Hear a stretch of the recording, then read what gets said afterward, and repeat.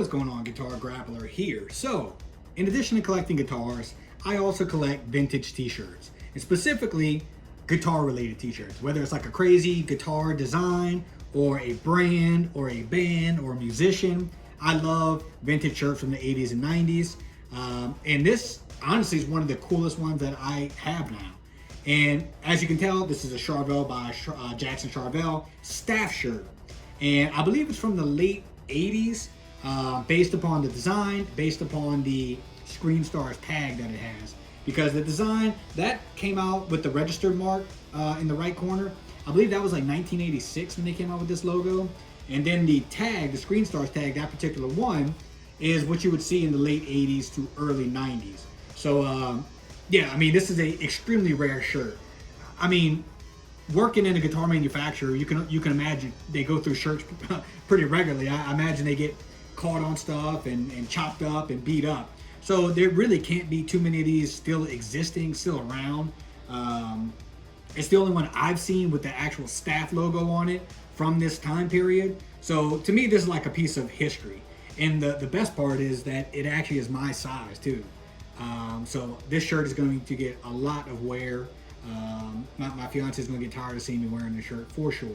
So if you don't already know, like Charvel and Jackson around this time, and a little bit earlier, of course, the impact that they made on modern, what we see as modern metal guitars is humongous. Like really, we can almost owe everything to them in a sense. Like they really revolutionized modern hard rock and metal guitars, you know, starting with Eddie Van Halen, obviously in the early 80s, and then later on with Jackson and Randy Rhoads, and then the millions and millions of other people that came on board that stem from that, right? I really suggest there's a good documentary, if I can remember, I'm gonna put it in the description. If you haven't seen it, it's basically on Grover Jackson talking about how everything came to be. They talked to some of the guys like Mike Shannon, who's a master builder at Jackson, and they kind of talk to them and give you some of the history of how Charvel basically started from like a parts distributor slash repair shop type thing, and then it became, you know, they started actually making guitars, and you know, like I said, they got into the hands of Eddie Van Halen, Jackson with Randy Rhoads, and just how all that came about. It's very, very interesting, and it really just shows you the type of impact that they made on people still to this day. I mean, I was born in the late 80s, barely, and it still made an impact on me, you know, these brands, Charvel and Jackson. So this is just such a cool shirt. I thought about it. I got it for a really, really good price too. And I was like, man, because it's so rare, I'm almost tempted to list it for a very, very, very outrageously high price, just if there's a collector out there that would really want it. And the only way I would actually sell it is if I could actually buy a 80 Charvel with it.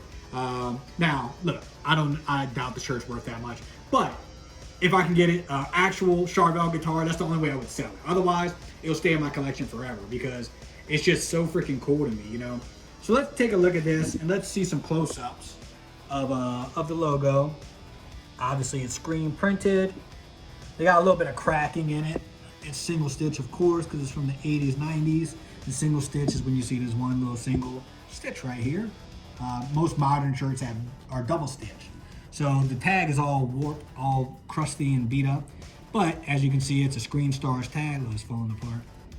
Extra large, and now it's like a medium large, which is absolutely perfect. But yeah, this is the tags that you see, late 80s, early 90s. There's no back design, but you know, that's totally fine. It's just a very, very cool shirt. I'm really curious to see if other people have seen one from this era with the staff logo on them or not.